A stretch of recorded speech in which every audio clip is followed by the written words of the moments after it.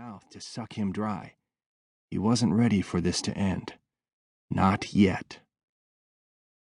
With as much self-control as he could rally, Grant gripped Lane's wrist, holding the man's hand still. Of course, Lane being Lane, he simply squeezed, making all of the blood pool in the head of Grant's dick. Damn! That was definitely not helping matters much. At the same time, Grant slipped the fingers of his other hand into Gracie's long, silky blonde hair, effectively subduing her, although she still had her mouth wrapped around the engorged head of his throbbing cock, flicking relentlessly. "You two are gonna be the death of me," Grant said, his voice sounding as though he'd just gargled sand. Gracie's answering smile was potent enough to light up the surface of the sun. She released him from the heaven of her mouth long enough to say, "That's the idea." "Not yet. It's not," he informed her, shifting just enough to keep her from driving him stark raving mad once again. Since he had their attention, Grant took the opportunity to turn the tables, or more accurately, to turn Gracie. He moved, persuading her with a twist of his body to slide off his leg. And just as he'd anticipated, Lane wrapped his muscular arms around her, pulling Gracie back on top of him, her back to Lane's front.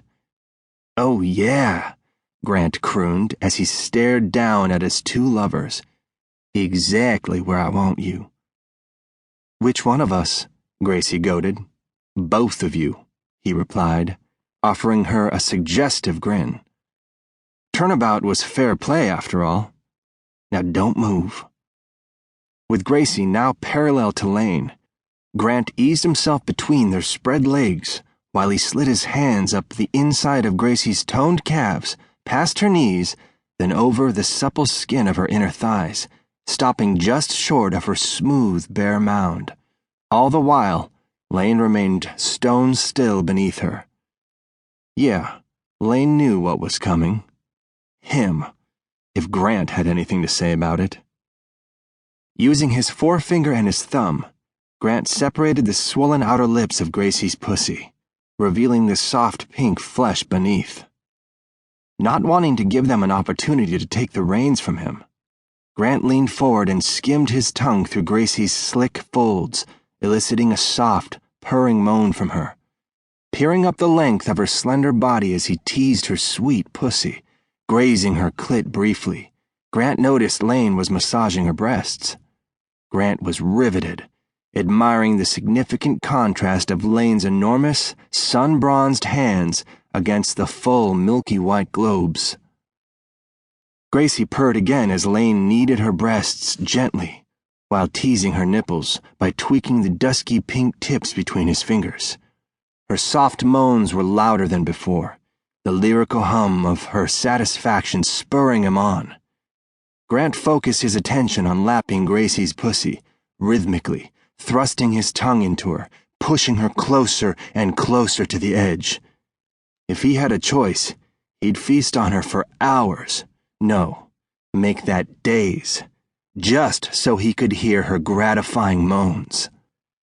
Not wanting to leave Lane out, Grant cupped Lane's heavy sack, using a similar motion on him that the other man was using on Gracie's breasts, squeezing each testicle gently yet firmly.